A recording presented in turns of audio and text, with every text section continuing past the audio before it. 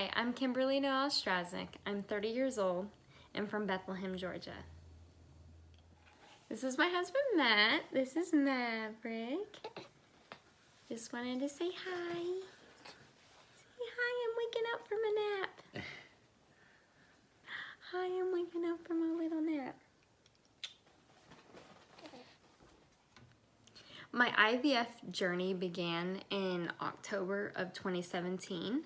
My husband and I had gotten married October 7th, and immediately we knew we wanted a family. So we started our journey to becoming pregnant right away.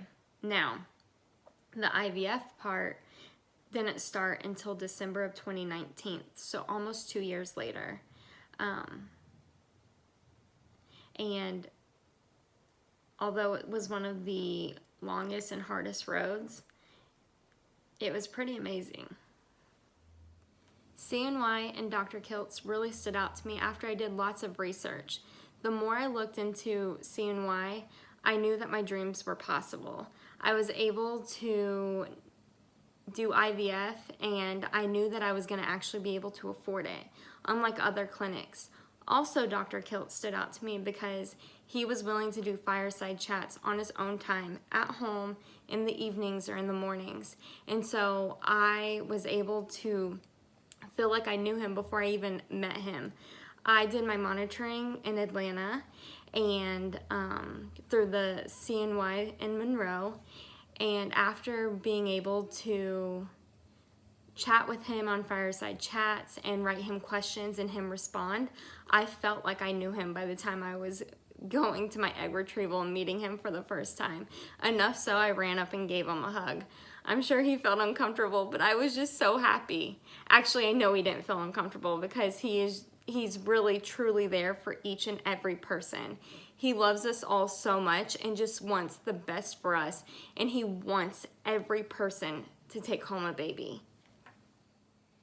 The challenges that I went through trying to get pregnant were a lot, but none at all. It was really crazy. I went into my OB and I had lots of tests done and nothing came back wrong. Everything was good. I was in the clear. I could get pregnant. So we tried for several more months after already trying as long as we did, and it still wasn't working. I tried all these remedies. Nothing was happening. I didn't understand why I wasn't getting pregnant. Like, why not me? I just don't get it. So my husband and we ended up going back to the OB, and I was like, I just don't get it. I like thought I was gonna get answers coming here, and I got nothing. All my tests came back like normal, and I'm good, and I just don't understand why it's not happening. And so that's when I was first told that I had unexplained infertility. Unexplained infertility is really hard because there's no answers. You don't understand why you're not getting pregnant. You're just not getting pregnant. So I tried about 4 months of Clomid at this time, and all 4 cycles failed. And each month I just got my hopes up, and I was so positive, and it didn't work.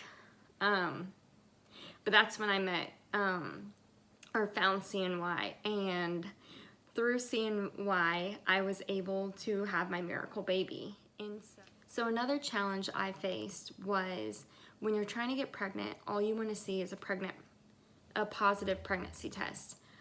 I didn't get mine. Month after month, it failed. Month after month, I started my period. Well, when I had my consultation in December of 2019, it was actually the day after my birthday, and this was my first visit with CNY. I found out that my next cycle I was going to be able to start, so that was going to be towards the end of December. So I had never been more excited to start my period in my life. That's not something someone who's trying to get pregnant would ever say, but for me, it was. I was so excited. I was ready to start my period. Finally, what felt like eternity, but wasn't. It was only like 14 days later, I got to start my period, and I went in for my first date with Wanda. If you don't know who Wanda is the wand they use for your ultrasound, and that's how they check your lining, and they get to see if you're ready to start IVF. And so I ended up going to the office, so excited my period started, and I'm getting ready to be told that IVF can start. And shortly after, I find out that I have a fibroid, and my fibroid is very big, and they recommend me removing it. So that wasn't the only thing. My lining was also thick for where I was at in my cycle at that time, and so they had recommended that I did an endometrium biopsy to make sure that there were no cancerous spots seen in the biopsy. And so at that time, when I was so excited to start my period, I was devastated because it was going to be another month I had to hold off, and more testing I was going to have to do. And not only was it going to be, I had to wait till my next cycle. I had to wait till my next cycle because it's very particular at times when you're supposed to take your, do these different tests, whether it's the endometrium biopsy or the removal of the fibroid. And so finally, February hit, February 24th. We held off in January, did all of our testing that we had to do, just get it done and over with. February 24th hit, and it was time for my period again. So again, I was so excited that my period had come. Not many people can say that, but again, when you're about to start IVF, you're waiting for your period to come. And it did. So I ended up starting IVF. Again, I had my first date with Wanda for this cycle, and I go in and I find out that my lining is too thick again. And so they pretty much said that you can come back in a couple of days, and hopefully your lining's thinner by then with the shedding of it from the menstrual cycle. And we just had to keep our fingers crossed that it was thinner at that point. And come to find out that a couple days later it was, so I was able to start. So I just had to stay positive through all of it and believe, and I ended up doing that. And February 24th, a few days later, I found out I was able to start IVF.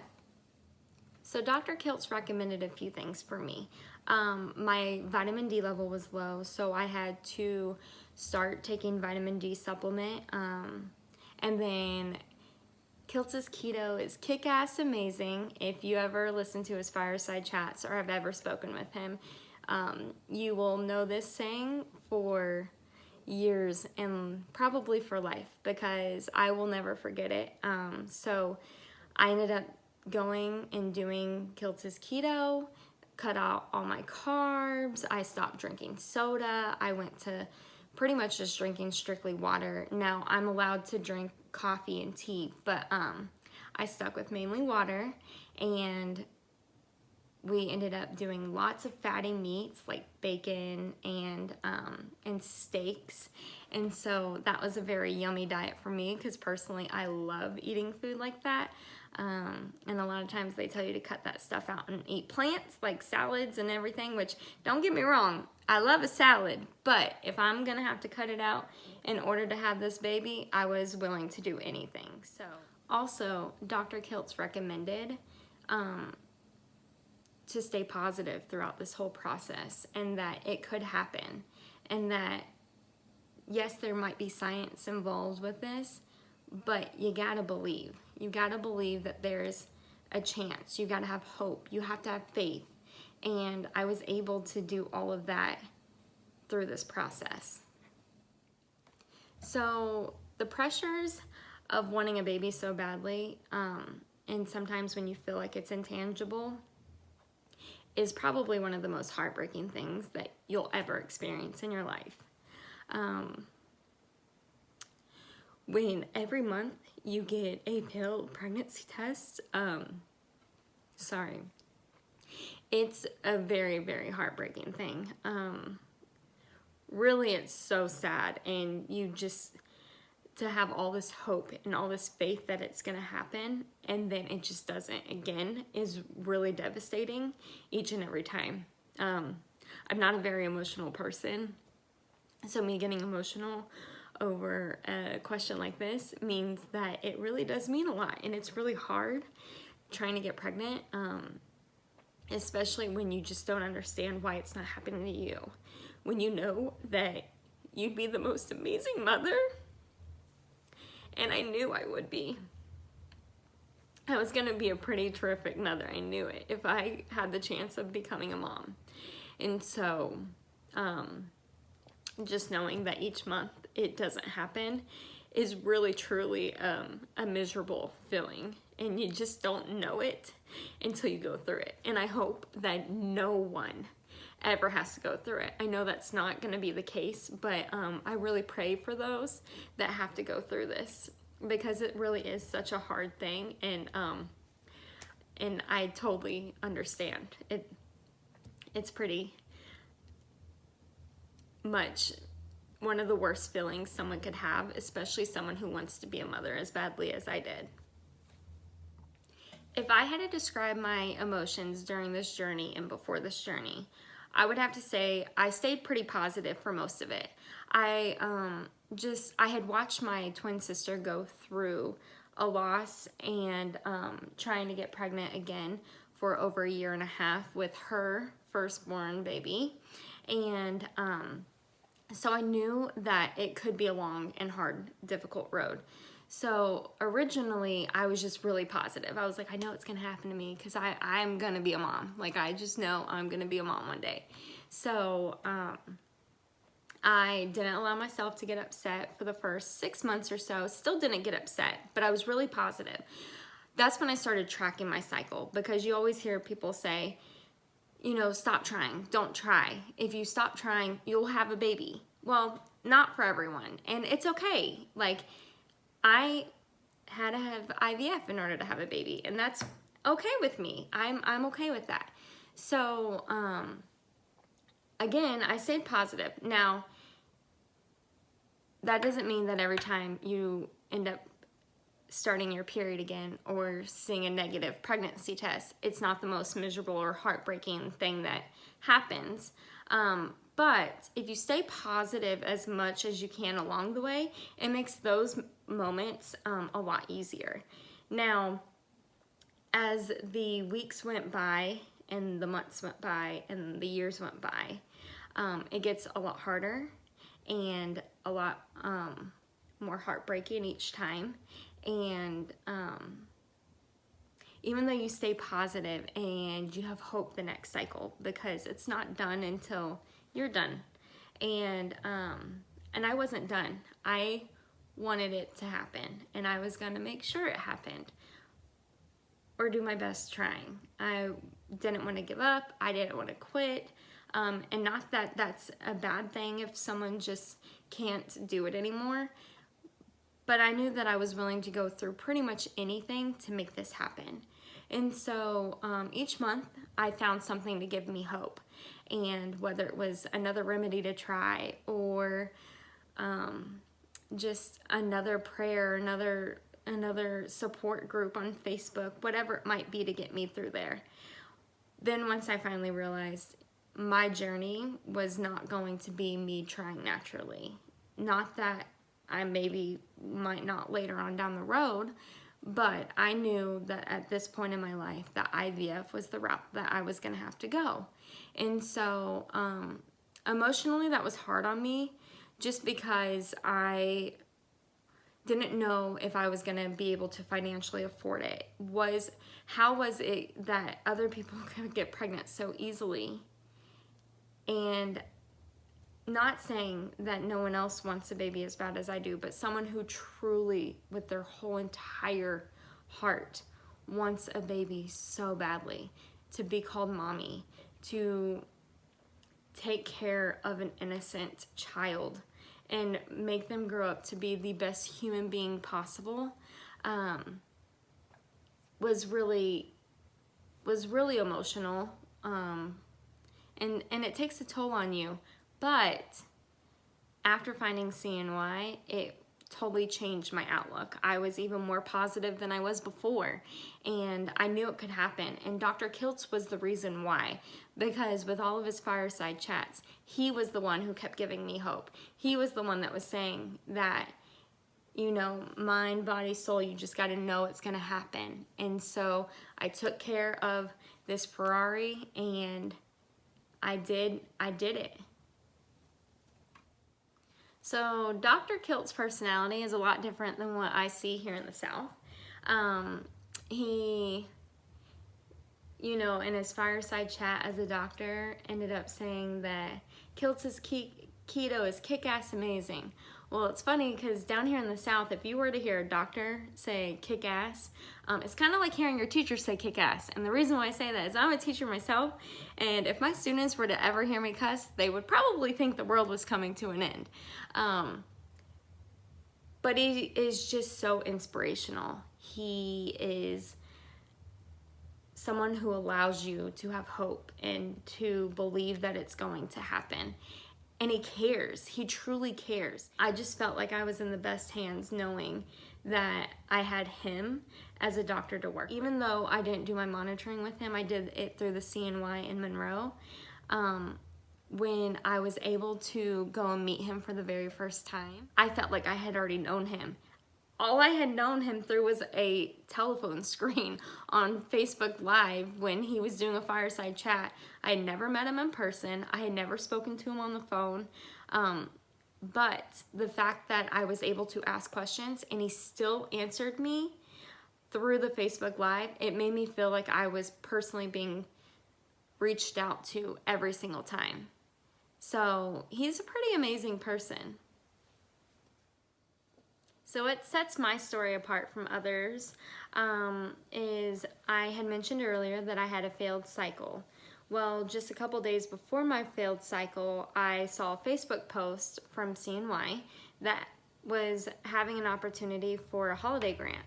And all you had to do was kind of mention a couple things about yourself or just a story that you wanted to share, and you had the opportunity of winning the holiday grant. But then my cycle started, so I went in to do my IVF cycle and start that whole process, and that's when I found out that it wasn't going to happen that month. And so I was really sad about it. But, you know, everything happens for a reason. I hear that all the time. I didn't want to believe it when I kept not getting pregnant over and over and over and over again. For months and for, by that point, 2 years. So I was just really sad that it didn't happen. I went home, checked my Facebook page, and realized I had a message, and I totally forgot I even wrote anything about a holiday grant, so I wasn't expecting it to be anything like that. Well, come to find out, I got a message that said that I was the winner of the holiday grant. No way. I was the winner of the holiday grant? What? Can we say that again? I was the winner of the holiday grant. I could not believe that it happened. So things like that just don't really happen to me. So at this point I knew it was meant to be, and it was his timing, not mine. And I just had to keep faith in that. And I am just really happy that everything worked out the way it did, and at the time I didn't believe that there was a reason, and come to find out there really was. Another thing that sets my story apart from others is I went through IVF when this thing called coronavirus started, and at the time no one really knew what coronavirus was. We just knew that Italy had been hit hard, and they had shut down. And so in the US, there wasn't a lot known about the coronavirus. There was mentionings, and some people started wearing masks, and some people were kind of nervous about this thing coming over to the US. But for us, now it was me and my husband determining, well, what do we do now? We're in the middle of our IVF cycle, and we're supposed to fly to Syracuse because we're in Atlanta. And do we fly? Do we drive? Do we rent a vehicle and just make a trip out of it? What should we do? So what we ended up doing is we went with the rent a vehicle and drive the scenic route of 14 hours to New York. And it was probably one of the best car rides I have ever been on. Both my husband and I, we giggled, we laughed, we sang. I just figured that I would have a nice little car ride up there. And we did. We enjoyed our time, and I would recommend it to anyone, even not in the day and age of coronavirus, because it really allowed me and my husband to have lots of quality time, and it just gave that stress that I was feeling totally went away, because I just knew that I was right there with my husband and that we were about to do one of the most amazing things that would ever happen to us in our lives. But so we ended up getting to Syracuse on March 9th, and we had our egg retrieval on March 10th. So when we ended up doing our egg retrieval, it was still kind of iffy. Some people were wearing masks at the time and some people were not.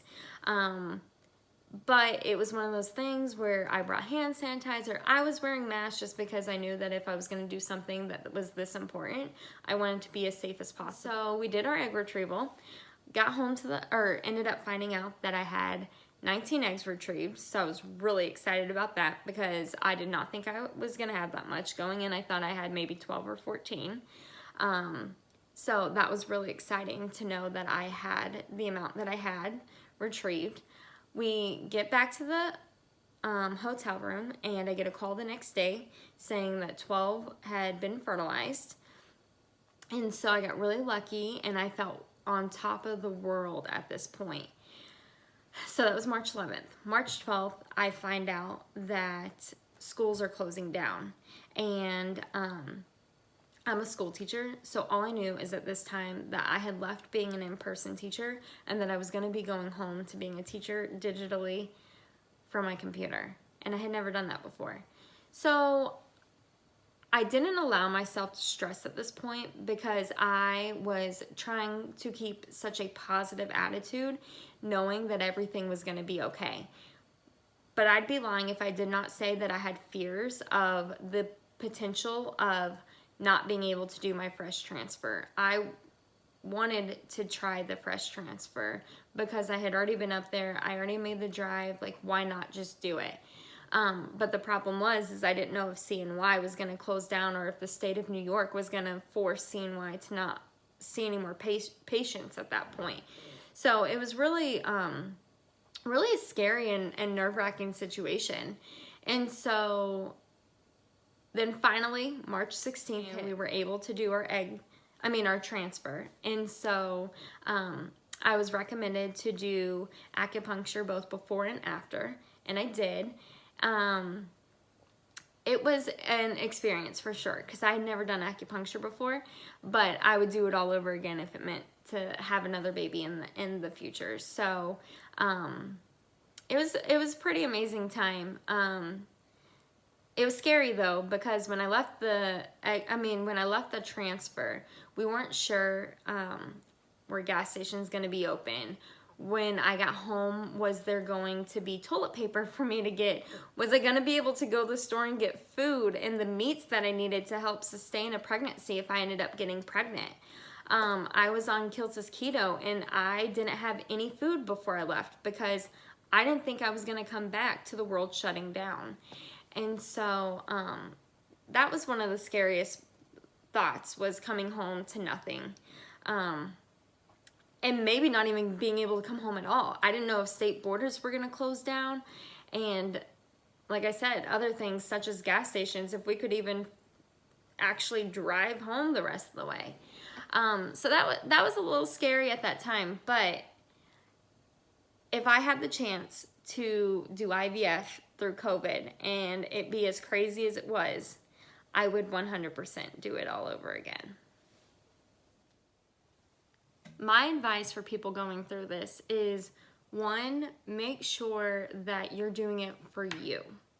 Don't not do it because someone says that it's not the right thing or it's not natural, so It wasn't meant to be if you didn't get pregnant naturally. I don't know how many times someone had said that, or I've heard that from people.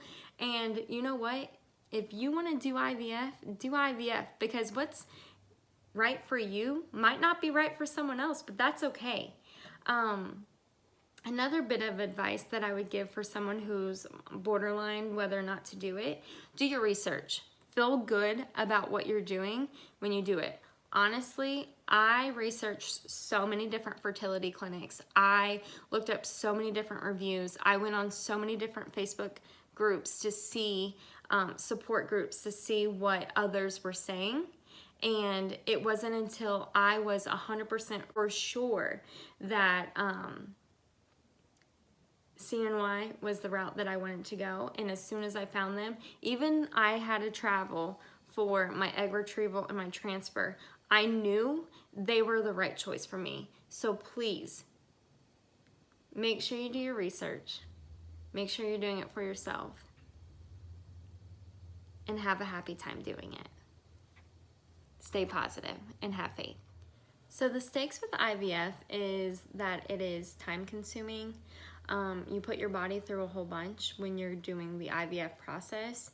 You have to give yourself shots, you have to take hormones, you have to take different pills. You have to have time to do the IVF, go to all the different monitoring sessions. You have to just be open to it all and know that it is going to be hard and that it is hard during that time, but it is just during that time. So just know that you can get through it and you can overcome it and eventually hopefully make the most beautiful thing you'll ever get to experience in your life once you are done with it. So just keep that in mind. So the amount of cycles it took me to have a successful IVF was only one. I got really lucky to be able to say that I was successful on the first IVF round. I also had the choice to determine if I wanted to do a fresh or a frozen transfer, and I determined that I wanted to do a fresh transfer because my body was tested and able to do a fresh transfer with a successful outcome. Not that it would have been successful in the first time, but I had the ability to try, so I did. And a fresh transfer is where you do the egg retrieval, and then within 3 to 6 days after the egg retrieval, you are transferring one of your embryos back in, and then you have the option to freeze any other embryos that you might have left over. The toughest part about my journey was finding out that I had unexplained infertility, because someone who has unexplained infertility doesn't have a reason why they're not getting pregnant. So it's a blessing because you don't have an issue, but it's also kind of a curse at the same time, because you don't have a way to fix something that's not broken. And so it was very devastating knowing that there was nothing wrong. It just wasn't happening. So it started playing mind tricks on me and making me feel not as positive as I should have been throughout some of the months of trying, because you have those feelings of, like, again, why not me? Why can't I get pregnant? Why are there other people in this world that can get pregnant and I can't? People who don't want babies are getting pregnant, but someone who wants a baby as much as I do wasn't getting pregnant. I just didn't understand it. So honestly, that's the toughest part about my journey, because once it got to all the hormonal things and all the medicines and all the shots and everything that had to go into it, that's really tough on most people, wasn't really for me, because by that time I was so excited to do all those things. Not that it was all that fun, but I was excited to go through it and just have the chance and have the possibility of being able to have my miracle at the end of it all. I've always been the person that wanted to share my story through the entire process. There's a lot of people that you hear their stories, but not until after they're pregnant or until they've had their baby. And for me, I was, not that I would ever want anyone to go through what I went through, but when I would hear stories of, oh, I'm pregnant, you should have heard what I went through, or all the struggles I had. Not that I didn't feel for those people, because I absolutely do. But the fact that they had already had their baby or was already pregnant, they weren't going through what I was going through at that moment. So I wanted to make sure that I put my story out there for all to see, and I did. I, on my Facebook page, made sure that anyone who was friends with me, and I made it public so that people would know that they're not alone. Because the really sad part about infertility is that you just don't hear about it, especially while you're going through it. A lot of times you hear about it after the fact, but you don't hear about it while you're going through it. So I wanted to be that light for someone, and hopefully in return have someone be that light for me, that we could kind of encourage each other through the whole process. So I just encourage everyone to share their story. It could change someone else's life, and it could give them hope. I know it did me. So with my IVF journey, another thing I would like for you guys to know about me is that for the first 10 to 12 weeks, you're doing all of your IVF meds. And I was feeling totally fine during this time. A lot of women are not, but I was. Once I stopped the meds, I got really sick, but I was willing to go through it all, and I was actually happy I was, because that meant that I was pregnant. I was pregnant, so I was so excited with it. I ended up having preeclampsia, and so I had to deliver my baby 5 weeks early. I was also considered high risk throughout the pregnancy because of IVF through my OB, and so I had multiple ultrasounds that normally a patient through my OB would not. So I had lots of extra ultrasounds. It was really hard too, because my husband wasn't able to go to anything outside of CNY. So at CNY, my husband was able to go to all the ultrasounds with me. As soon as we were discharged at week 10, he no longer got to go to an ultrasound with me. We did do an elective ultrasound for the baby gender, and he was able to do that one with me, and that was the last ultrasound he got to see of Maverick before Maverick was born.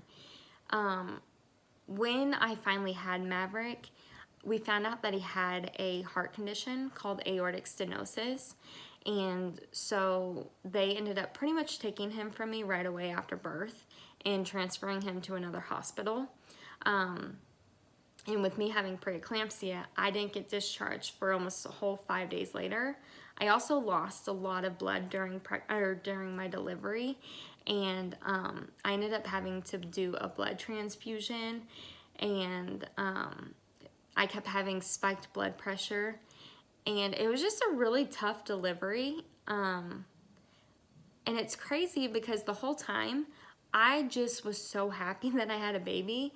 It didn't feel like it was all that tough, but looking back on it, I'm like, wow, I can't believe I went through it as well as I did, because it really was one of those things that that was really difficult. And then once I finally got released from the hospital 5 days later, I ended up being able to be with my baby, and he was just the most precious thing. I finally got to feed him for the first time. I got to give him a bath for the first time. I got to read to him. I got to sing to him. I got to talk to him. I got to just look at him and hold him and just be with my baby and just love on him as much as I could. His heart was getting better, and then it ended up not. And they ended up doing an EKG and found that his narrowing of his valve was at 70%. And so that next morning, we found out that he would have to go into emergency surgery, and they would have to do a little balloon procedure and open up the valve. And it worked. It was perfect for him. It did great. But during that time, my blood pressure spiked again. So I was told I had to go back to the doctors and get checked out and be monitored for a little bit and make sure that I was okay to not go back to the hospital. Which, after not being with your baby for 5 days and then finding out the next day you have to go back to the doctors and you could potentially not be with your baby again, was really, really hard. But everything ended up working out great. And you know, it's funny because during pregnancy, thought it was really easy, but then at the same time it's really difficult. And I ended up saying that I never wanted to have another again. And not because I didn't want more, but I didn't want to have to do it through IVF again, because it is very draining and your emotions get the best of you. And sometimes you're not in the best headspace because of all the medicines you're on. But I'm gonna tell you what, as soon as he was born, the second I saw him, everything erased from my memory, and I wanted to go through it all over again. I wanted to do IVF the second my baby came out, just to have another. Thankfully enough, in my case, I don't have to do the egg retrieval. I would just have to do more transfers. And so that is something that I plan on doing in the future. I would do it right now if I could. But the fact that I had preterm labor with Maverick means that I need to wait 6 months to a year before I try again. So I want to reduce every risk possible to go into preterm labor again. So I will be waiting 12 months from Maverick's birthday.